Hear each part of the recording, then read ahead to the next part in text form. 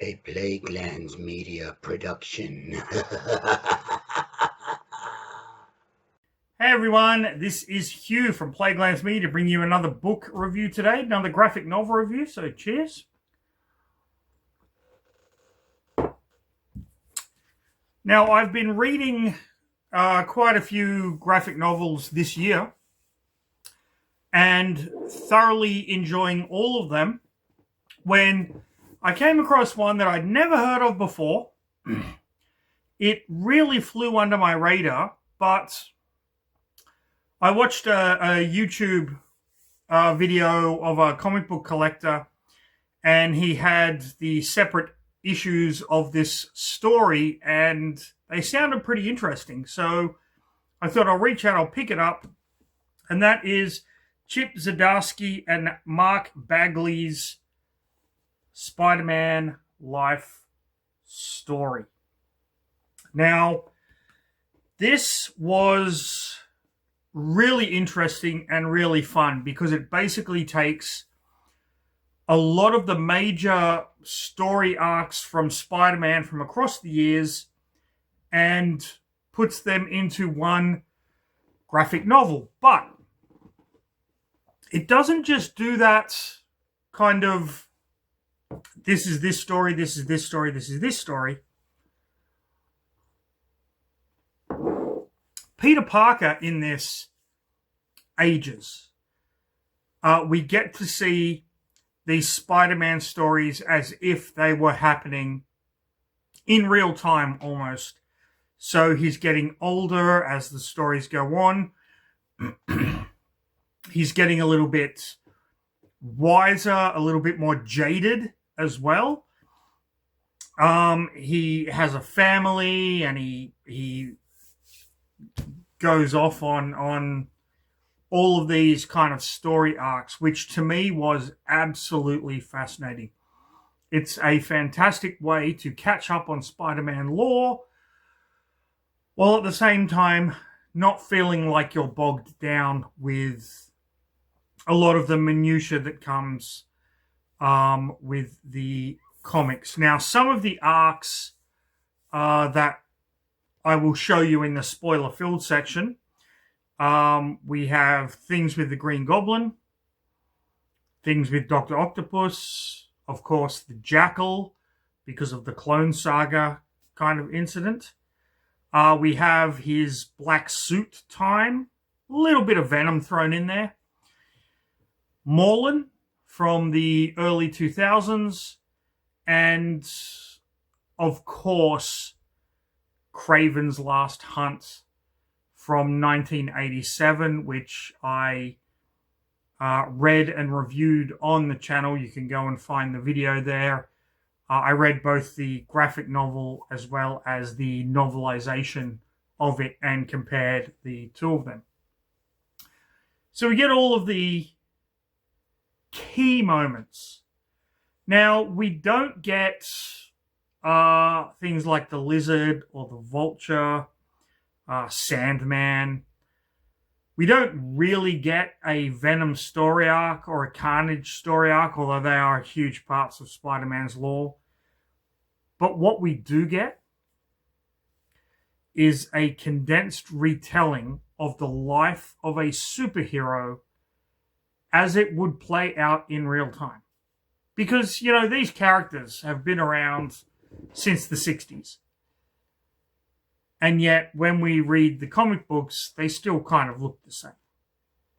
That's not this. That is not this at all. This is basically a history of Spider-Man over the decades. It's really interesting, incredibly entertaining, and the interpretations of characters, in my opinion, absolutely fantastic. Absolutely fantastic. So, with that said, if you don't want this spoiled, if you want to go out and read it for yourself, and I highly recommend that you do, then you can stop the video here and go and watch another Plaguelands Media video. They're all fucking awesome. But if you want to know Spider-Man life story, Yep. Then stick around for the next episode of Read a fucking book. Read a fucking book. Read a fucking book. Read a fucking book. People. Okay, so Chip Zdarsky and Mark Bagley have done a fantastic job covering Spider-Man's history. I will tell you, I have not read every single Spider-Man comic out there. I kind of tapered off a bit. I know the big stories, but my knowledge is not as good as it probably would be if I was doing something like the X-Men. So if I make any mistakes talking about this stuff, please leave it down in the comments below. This is Spider-Man Life Story. Okay. So it starts, of course, in the 60s. And Spider-Man is already Spider-Man, but we do get his origin with the death of Uncle Ben, bitten by a radioactive spider, all of that stuff. And people are protesting the Vietnam War, of course. Peter meets his friend Harry Osborn, meets Norman Osborn, of course. And we find out that his lab partner is Gwen Stacy, his first love. They kind of share a moment, and then we see that this character here, Professor Miles Warren, if you don't know who he is, he was basically introduced in 1965 as the villain, the Jackal. He will become prominent in the Spider-Man clone saga.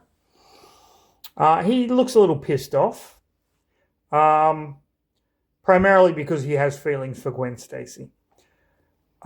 Peter tries to sell photographs of Spider-Man fighting Mysterio to J. Jonah Jameson, and manages to do so. We find out that the Vietnam War is heating up. Iron Man is over there.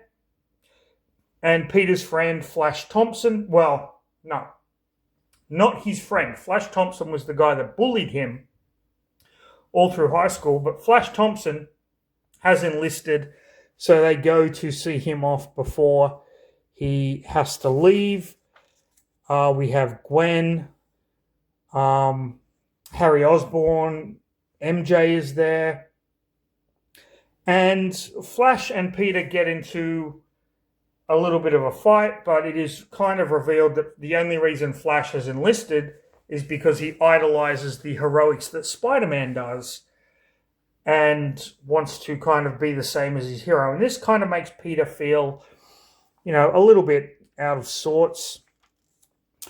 Peter is at the bar, and Norman Osborn is there to see Flash off. But Norman Osborn is also there for another reason, because he knows Peter Parker is Spider-Man. Who is Norman Osborn? Come on, people. If you don't know Norman Osborn is the Green Goblin, then you've been living under a rock this entire time. He tells Peter that he has put bombs all around the bar, and unless Peter follows him out into the alley, those bombs will explode, which Peter can't let that happen, so he follows him out. And as the Green Goblin, they fight, of course, and a whole lot of crap ensues.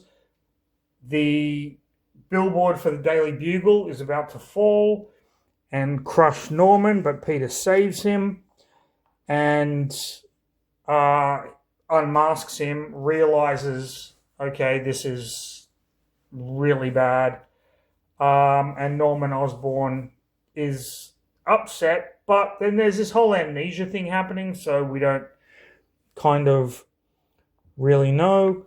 Aunt May is slowly succumbing to dementia as well. That's a whole thing. So Peter going out to kind of work out what's going on. Runs into Captain America fighting some bad guys. Peter helps him. And they talk about the war in Vietnam and whether or not superheroes should join or shouldn't join. Norman Osborn, of course, gets arrested. And Peter, realizing that Flash Thompson is about to head off on a train, hurries to the train station where he runs into Gwen Stacy. Gwen Stacy is like, his train left 20 minutes ago. What the fuck is going on? And then she realizes that he is Spider-Man because he doesn't cover his shirt up. And they just have that one moment, this beautiful art where she realizes. It cuts to 1967. In the Vietnam War, there's all of these American soldiers about to commit a war crime. And Captain America, who is now labeled as a traitor to America, stops them from slaughtering innocent Vietnamese people. And that is the end of issue 1. Now, by the end of issue 1, I have to say, I literally had chills with this comic. This was absolutely freaking amazing. It's just images like this where you know the characters, you know what the characters can do, and yet there is always that one point where a writer and an artist come together and give you a reimagining, a new interpretation, and you just think, holy fuck, this is what our creativity is capable of. This is why I love comic books so much. This is why I love novels so much. I'm going to say to a lesser extent these days, this is why I love film so much, because we are capable of so much more. Don't just rely on AI crap. Think for yourself. Create for yourself. If you've got a story in your head, put it down on paper. My good Plaguelands Media compatriots, Mr. Ian Van Gammon and Dr. Luke Carmen. Ian will tell me, oh, I've got an idea for a picture, and then when he draws the picture, you're just looking at it going, wow, what the fuck, dude? Dr. Luke Carmen, write a story, and then you read that story and go, what the fuck, dude? Like, this is what I feel when I read these comics. Now, I will tell you, I've been reading a lot of older comics that I have never read before. I still get that feeling. And that excites me. That just blows my mind that people rely on AI to create things these days when look at what was coming out back in the day. If you could see, if I could show you the books I had under my table right now to be read and reviewed for you little Plaguelandians, it's phenomenal, the creativity that has come out of these people's passion and desire to just tell a story. Okay, I'm getting ahead of myself. I'm going to calm down. Apologize for the outburst. Let's move on. We now get into the 70s. We have Peter and Gwen Stacy. They are at a grave. They are talking. Now, when I initially read this, I thought it was at the grave of Uncle Ben. It is not. It is the grave of Flash Thompson, who died in the Vietnam War. This didn't happen in the comics. I believe Flash Thompson, he did enlist in the army in the comic books and went on to become Agent Venom. Captain America is still a traitor, and Peter Parker is working with Reed Richards. Yes, that Reed Richards of the Fantastic Four. They don't always agree. They are also working with Dr. Octopus, Dr. Otto Octavius. He made his first appearance. The Amazing Spider-Man, I want to say 64 or 63. I know it was in the third issue of The Amazing Spider-Man. I'm going to say 63. Yeah, I'll go with that.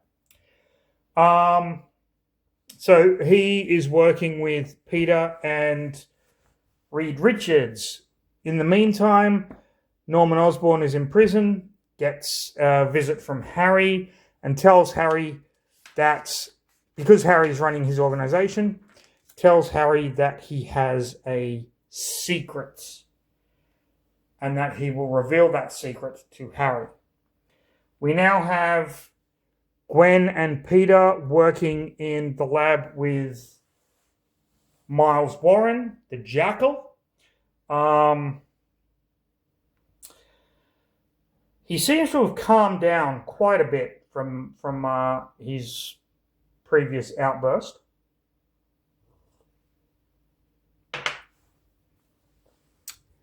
And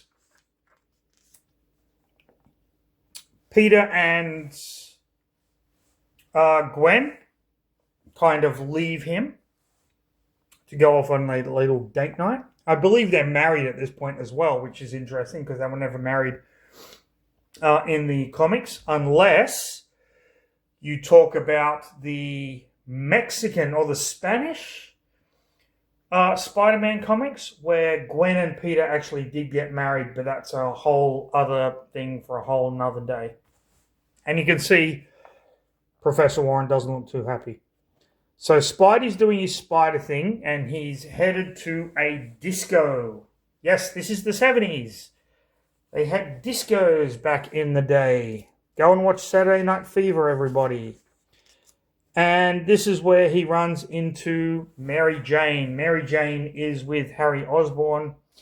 At the moment, Harry Osborn is, of course, successful and wealthy because he's taken over his dad's company. Mary Jane wants to be an aspiring actress. And Peter sees Harry and he's passed out, and Peter's like, yeah, forget this. And Mary Jane is like, you know what? Who the fuck are you? Come on, our friend is dead. We are celebrating his life because Flash Thompson, of course, died. And she flips off on him, and she just kind of leaves him be. He goes back to the Fantastic Four Tower. He goes back to Reed Richards, and they get into an argument, and he basically says, you know what, this is why Sue left you for Namor the Submariner, which Namor in the comic books had a thing for Sue Richards from the Fantastic Four. So that's kind of a little bit of history there. There was a brief moment, I believe, but you know what? Doesn't matter. And Reed slaps him and he storms off and just leaves. Harry wakes up in the morning a little bit hungover, not realizing what happened. And then he gets a call from his father. And he's like, yep, I'm ready for this. Spider-Man swings over to the lab of Miles Warren, where Gwen Stacy, his wife, is working. And they are ambushed by not the Green Goblin, the Black Goblin. And the Black Goblin reveals to everybody that Miles Warren has been cloning people. There are 3 clones here. One of those clones is Norman Osborn. He wanted a new body. One of those clones is Peter Parker. And one of those clones is Gwen Stacy. This refers to the first Clone Saga, where the Jackal cloned Gwen and Peter, and ultimately this kind of led many years later to that ridiculously fun, and I don't care what anyone says, I thought it was fun, that 2-year Clone Saga with Peter and Ben Reilly. Okay? So they find the clones, and the Black Goblin blows up the building by throwing pumpkin bombs there. Miles Warren, he's an interesting character. And Peter goes in to save the clones. He can only save his clone. The other 2 clones are dead. But Miles Warren reveals that the Gwen Stacy that Peter knows and that Peter married is the clone. And the real Gwen Stacy has died in the fire. He had kidnapped her because he was in love with her, and he wanted to make the perfect kind of Gwen Stacy. Which, it's ridiculous comic book hokum, but it fucking works. You know why? Because we, you little Plaguelandians, we love this shit. It doesn't matter how stupid it is. We love, I mean, come on. How many of us are fans of Teenage Mutant Ninja Turtles? And that just sounds dumb on paper. But it works. It's fantastic. Peter manages to save his clone. But ultimately he can't save the other 2. So, the clone Gwen and the clone Peter, Ben Reilly, who was actually part of the comic books, decide that they are going to leave together, and that leaves Peter alone, and he's angry and he's upset. And Mary Jane comes to him and basically comforts him. We move on to the 80s. So Peter and Mary Jane are married now. Mary Jane is pregnant. Aunt May is still going through stages of dementia. Peter hasn't been seen for weeks and weeks. Why? Because this is 1984. That means this is the era of that crossover event, Secret Wars.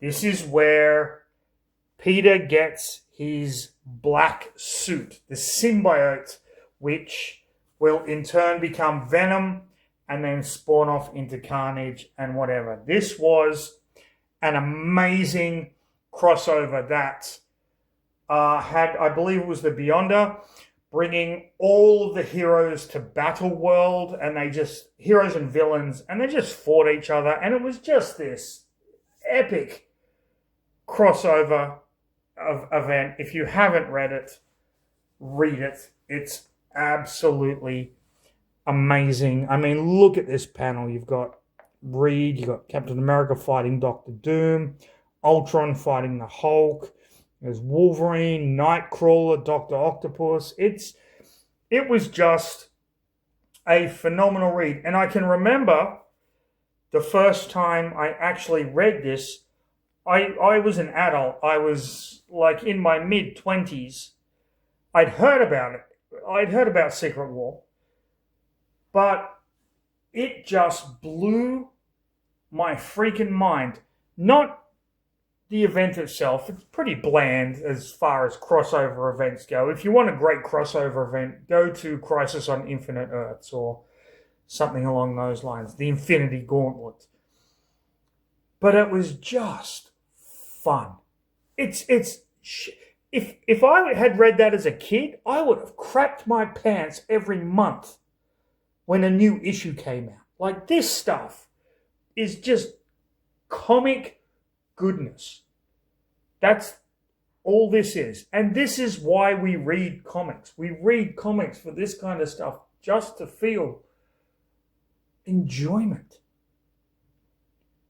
I think people, at least they used to think of comics as childish. I had a pretty substantial comic book collection growing up. It was in the 90s, so it wasn't like worth any money or anything like that. But I would always just get home from school, even, high school, just get home from school.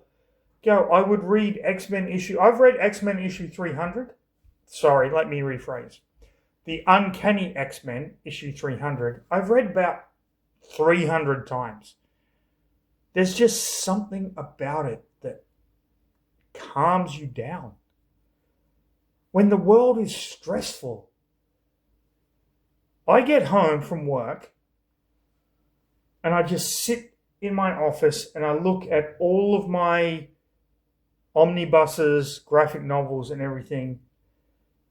Everything just goes away because I know I can just slide one out, open it up, and then, I'm just reading The Incredible Hulk, Future Imperfect, or Spawn issue 1, or whatever. It doesn't matter. And this page, this splash page, I should say, just encapsulates that for me. When I open this up, I was just, nothing else matters.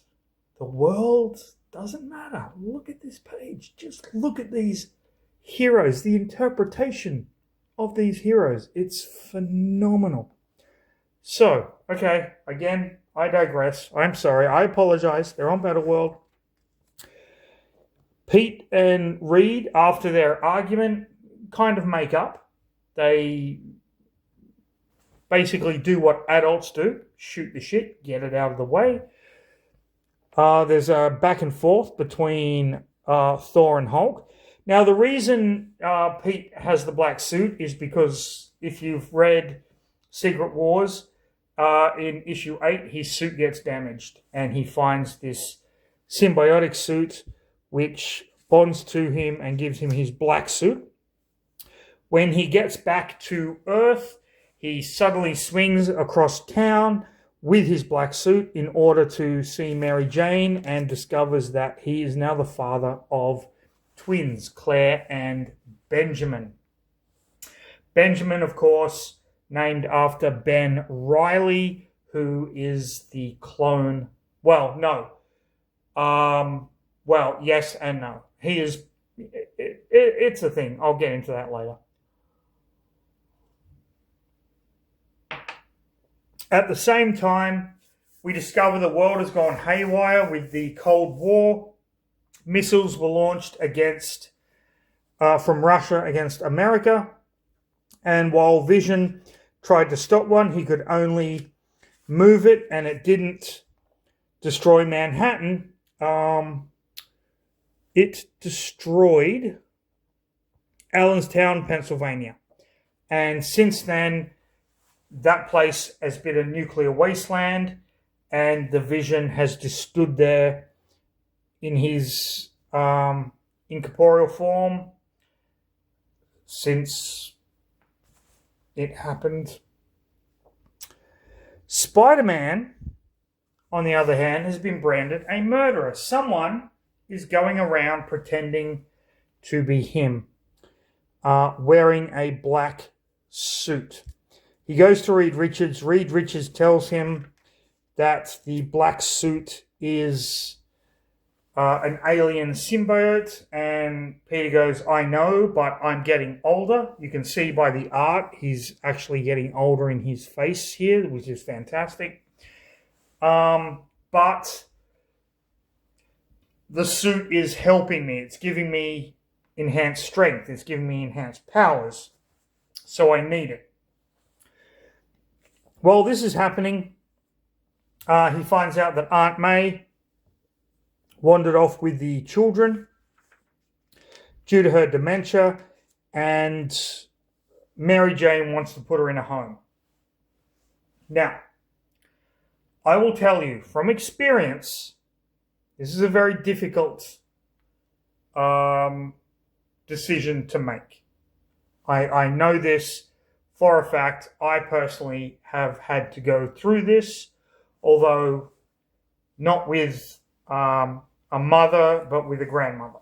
So it's very hard to deal with this kind of a thing. So Spider-Man goes off swinging around the city, and he comes across the person who has been masquerading as him in the black suit, and he shoots at Spider-Man, and we discover this is none other than Kraven the Hunter.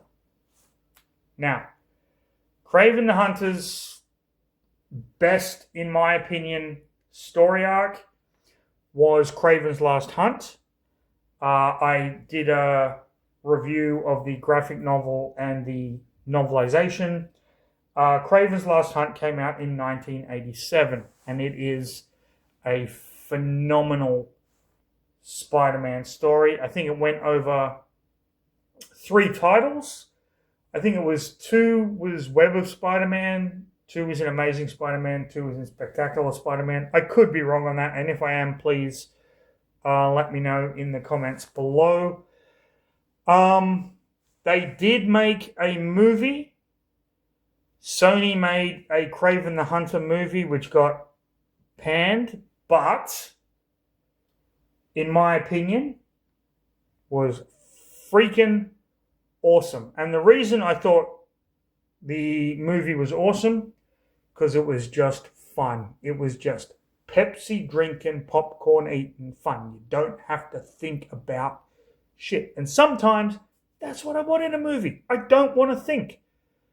I don't want to sit there and go, oh, yes, that camera shot was very good. Oh, I like the close-up there. And, oh, what are the things that... I just want a stupid-ass action film that you can just eat popcorn to and drink Pepsi and walk out of the cinema and go, I'm going to Burger King.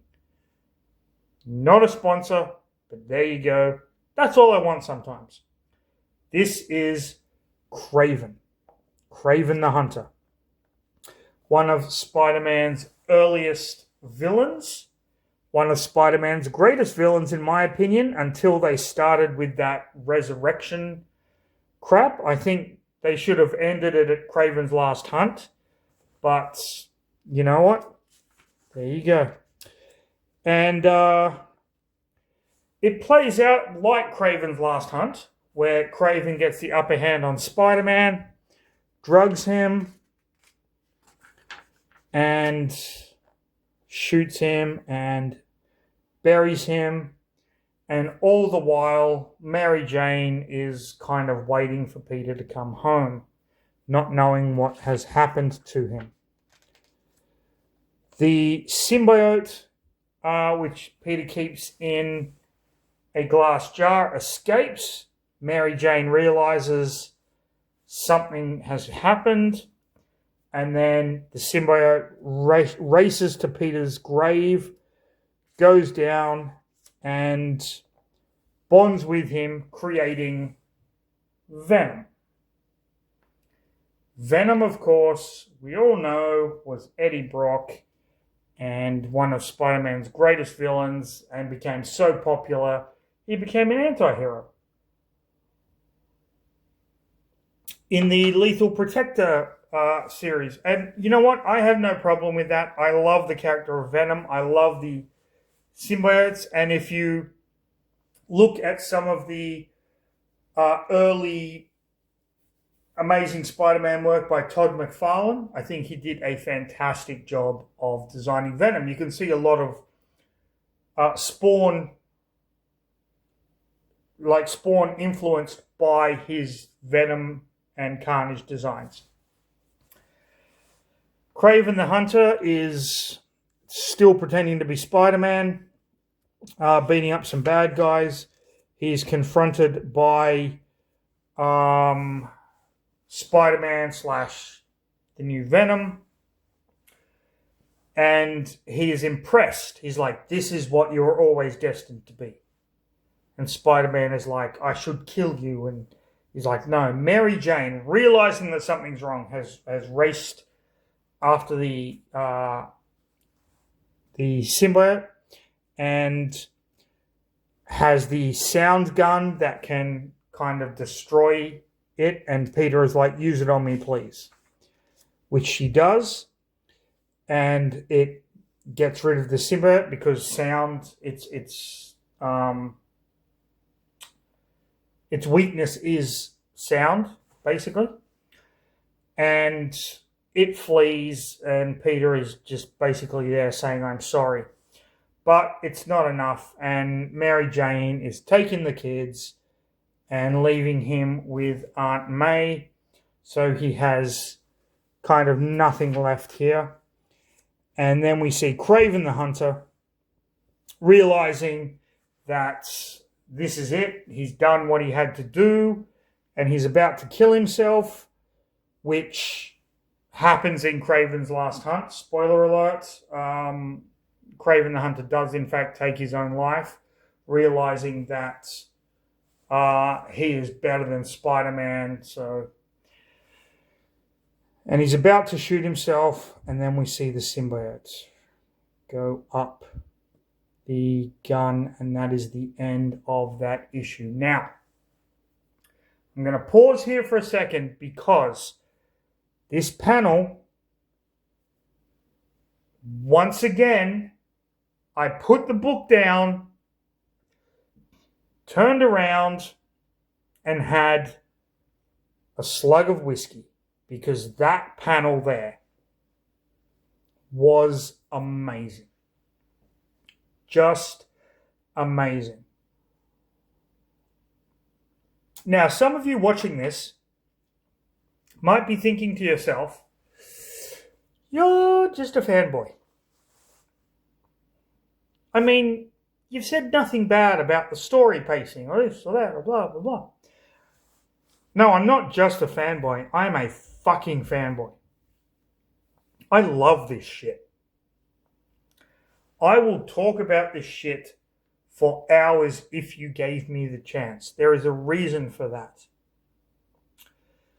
It's because I view comic books. It doesn't matter what comic book you're reading. It doesn't matter what comic book you like. You could like Marvel. You could like DC. You could like Archie Comics. It's storytelling through narrative art. And that takes talent and practice. I've read some great comics. I've read some bad comics. I've had great artists. I've had bad artists. I've had great writers. I've had bad writers. Mash them all together, you get something magical. I don't care who you are. I don't care how old you are. This stuff isn't childish. This stuff is narrative art. And I respect that. With everything I have, to my dying breath, I will defend people that love comic books. So, there you have it. I'm going to continue after my little diatribe there. We get into the 90s. The 90s is interesting. The 90s, we have the return of Dr. Octopus. Now, some of you might not know that at one point, Dr. Octopus married Peter Parker's Aunt May. In the comics, that was literally a thing. And he is pissed off. Aunt May has passed away, and he's a little bit pissed off. At the same time, Peter Parker has Parker Industries, and Tony Stark is trying to take over Parker Industries from him, and he's very angry that he can't do it. Peter Parker is, at this time, dating Jessica Jones. You might remember her from the Netflix series and The Defenders, which it was a good show. I enjoyed Jessica Jones quite a lot. In the comic books, I believe she married Luke Cage, and they had a child that was kidnapped by a Skrull during the Secret Invasion storyline. I could be wrong. There's too much stuff. I kind of get mixed up in all of this stuff. So Dr. Octopus is kind of going crazy. He wants Peter to kind of come out and fight him, but Peter's kind of old these days and, you know, can't really do everything.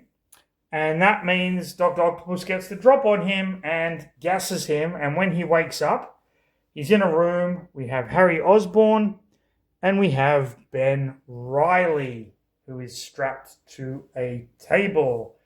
And Harry is apologetic that he gave away Peter Parker's secret to Dr. Octopus, but Dr. Octopus already knew. And it is here that Dr. Octopus discovers that Peter Parker was in fact the clone and Ben Reilly was the real Peter Parker, which happens in the Clone Saga from the 90s. So Ben Reilly naturally is pissed off. You stole my life. And he fights Dr. Octopus. He gets angry at Peter, and Peter's like, hey man, I didn't know.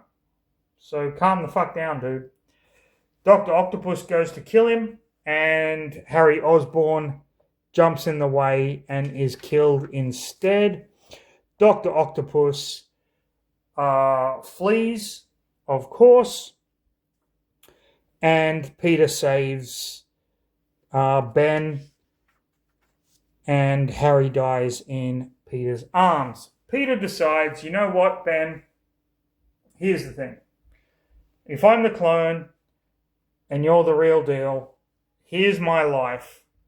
You have my life. And I will just walk away because you're the real Peter Parker, not me. And he gives him a dossier of like his entire life, computer passwords, porn websites that he's attached to and all that kind of stuff. And he basically just hands his life over to Ben. Ben shows him that he's still kind of being a hero with this new mask. This is actually the mask of the Scarlet Spider, the character that Ben Reilly became during the Clone Saga. And Peter calls Jessica Jones and is like, yeah, we're not going to be meeting up anymore. And he heads off to find Norman Osborn. And he tells Norman Osborn, which is a great twist on this, by the way, that he knows he's the real Peter Parker and that Ben Reilly is the clone. He knows that Norman Osborn did this whole thing from the beginning to fuck with Peter's life. Which it's how it is in the comics. That's how they decided to wrap up the Clone Saga. Norman says, you know what's funny? My son controls majority shares in Parker Industries. One phone call and it's gone from you. It's all gone. And Peter Parker is like, you don't know, do you? Otto Octavius just killed your kid. And Norman Osborn gets so infuriated by this news that he sends the Goblin Glider towards Peter. Again, iconic. This is how he was killed in the comic books for the first time. This is how he was killed in Sam Raimi's Spider-Man. If you remember, he has the thing on his wrist and he does the goblin glider and Peter jumps over it and it impales him on the brick wall. Just iconic. Peter just snaps it in half and Norman Osborn, in his anger, ends up having a heart attack and dying, which is just classic. So Peter ends up flying to where Mary Jane and his kids, Claire and Benjamin, are, and they reunite. Brilliant. Just fucking brilliant. Now we get to the 2000s. If you are fans of Spider-Man, the 2000s is where it gets a little weird because while I love the work of Michael J. Straczynski, he did create some characters that are just batshit off the wall.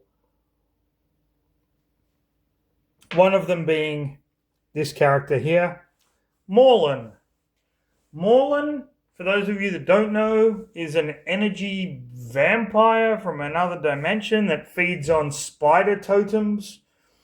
And Spider-Man is a spider totem, so yeah, take that with a grain of salt.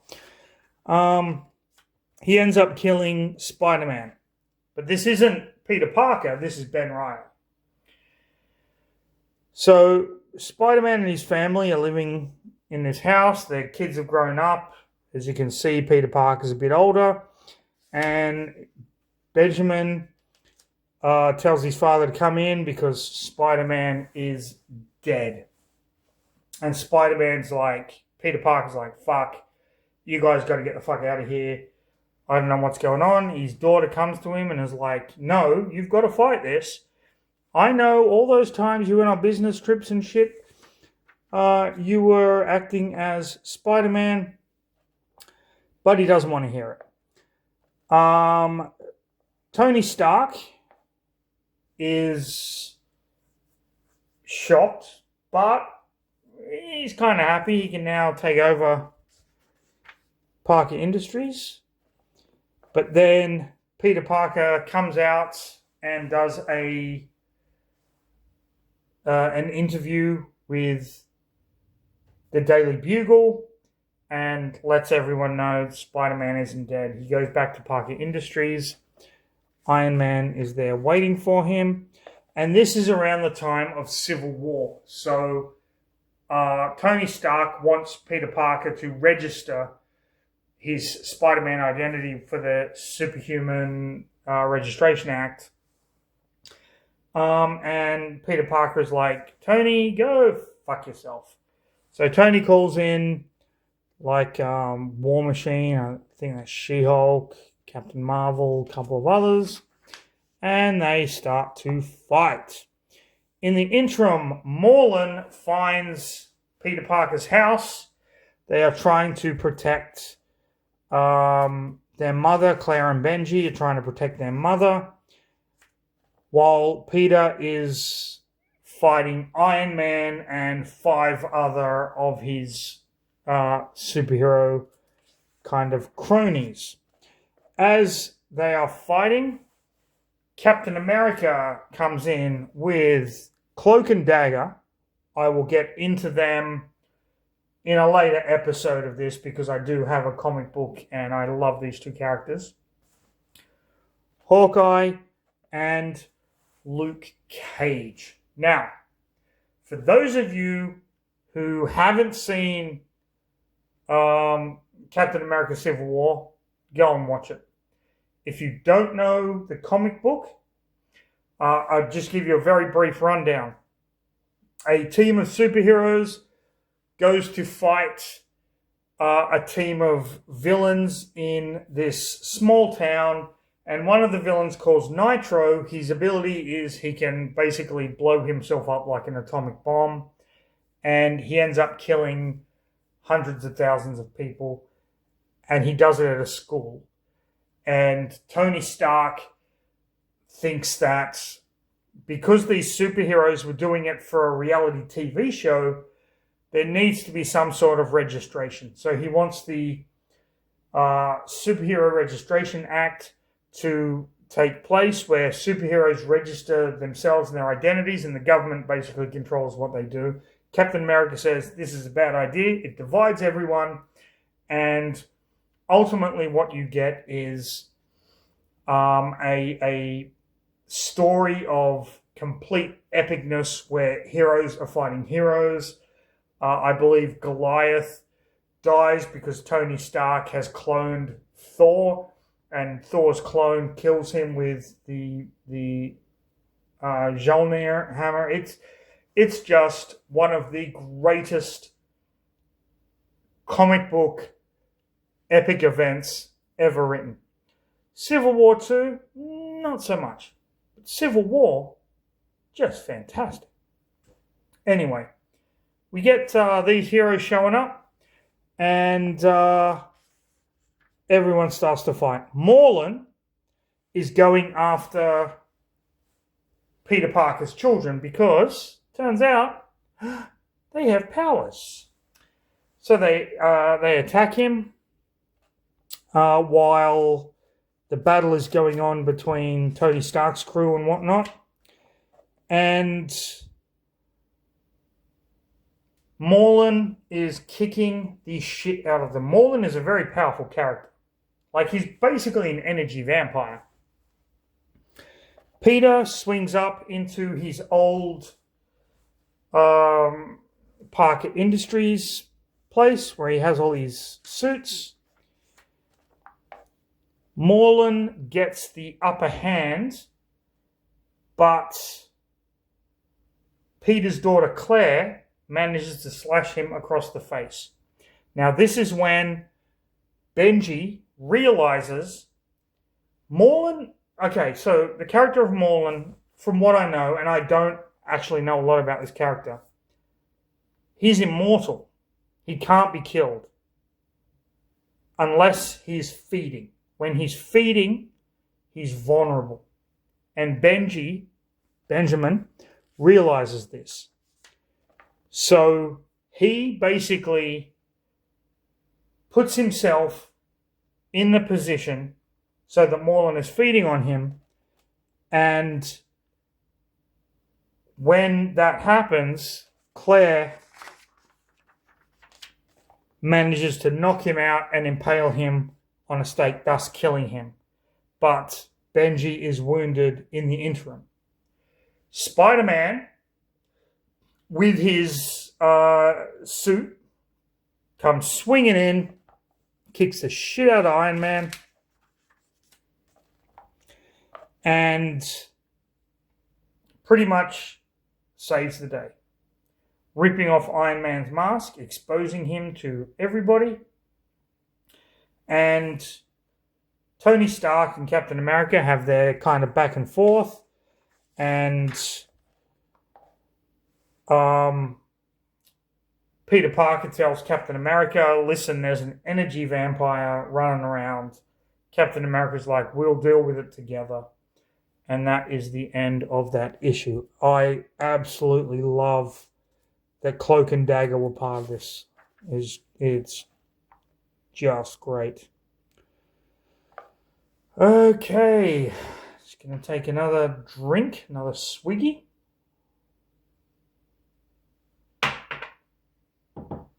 Okay. Now, this is kind of a retelling of the robbers that robbed the wrestling match, and he did nothing, and then they ended up killing Uncle Ben. And Spider-Man feels guilty about it. We now have Miles Morales. This is 2019. You see Miles Morales right here. You'll recognize him from the animated Spider-Man Into the Spider-Verse and whatnot. They are going into space. They're going into space because of Dr. Doom. They get to the ship, and they're kind of wandering around trying to work out how to kind of fix whatever the problem is when they are ambushed by who? Kraven the Hunter with the Venom symbiote. And he's attacking Peter Parker. They kind of battle. The Venom symbiote on Kraven is taunting him. But Peter Parker knows how to disable it. And he uses sound, of course. But here's the thing. Miles Morales isn't Miles Morales. It is Dr. Octopus. So this is referencing the comic series, The Superior Spider-Man. Now, for those of you who don't know what that is, The Superior Spider-Man was a comic in which Dr. Octopus was dying. And he tricked Peter Parker, and they ended up swapping minds. So Peter was in Dr. Octopus's body, which ultimately died, and he took Peter Parker's body, and he wanted to prove that he was a better Spider-Man than Peter Parker ever was. However, there was a little bit of Peter's conscience in his mind, and it ultimately led to Dr. Octopus giving back control to Peter Parker. People have said it was one of the best Spider-Man stories ever written. Personally, I haven't read it, but I'm planning on doing it for all you little plague ladies out there, because when I initially heard it, it sounded stupid to me, but it's gotten rave reviews. That's what's happened here. This isn't Miles Morales. This is Dr. Octopus. And he ambushes Peter, and they fight. And Peter manages to get into his mind. And he confronts Dr. Octopus. And then we have Venom, Doc Ock, Green Goblin, Vulture, Rhino, Electro. Classic villains here. And Peter starts fighting them. And there's other Spider-Man coming into the fight. Just a beautiful splash page. And the whole reason Dr. Octavius did this was because he blamed Peter for Aunt May leaving him. So he was in love with Aunt May. Aunt May realized who he was, ended up leaving him, and he blames Peter for that. And Aunt May, in his mind, ends up coming to him and explaining the situation. And then that kind of breaks through. And Peter manages to save Miles, and they realize that this needs to be destroyed, but it has to be done from the inside. So he sends Miles off on a ship, and he's trying to hold this whole thing together with his webbing, but it's ultimately going to be futile. He realizes this, and he gives in, managing to remember some good times with MJ before the entire ship explodes. And Miles goes to see Dr. Octopus, who is basically in the hospital, and he's like, yeah, whatever. And then he goes to MJ and he tells MJ, I'm sorry, he died helping everyone. And MJ's like, he would want you to have this. Gives him the Spider-Man costume. And then we have the handover, and now Miles Morales is Spider-Man. And then we have, the cover art. Different versions of the cover art, which I always love. And that is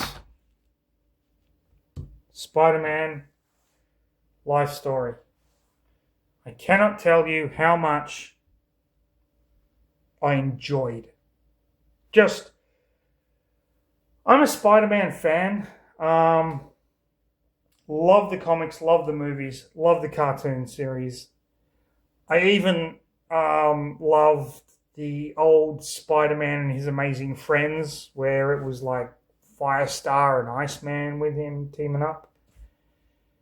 This, to me, is why writers write and why artists draw. It was refreshing. It was new, but I already knew these stories. I've already read these stories. How can it be new? It just is. It just is. So I'm going to urge all of you little Plaguelandians out there, for me, for Mr. Ian Van Gammett, for Dr. Luke Carmen, go out there at some stage, go to your local comic book store, okay? I know that might be a little difficult, but try and go to your local comic book store. Look on the shelf, just grab one graphic novel or one issue. Even if you've never read a comic, do it. Read it. Tell us about it. Okay? I would love to hear from you about the comics you're reading, the graphic novels. You only have to do it once. And I guarantee your life, for that day that you read that comic or you read that graphic novel, infinitely going to be better. Infinitely going to be better. With that said, everyone, thank you for watching. Please like, subscribe, leave a comment, tell your friends all about the channel. But most important of all, stay safe. Have a fantastic rest of your day. Most important of all, read a fucking comic book, people.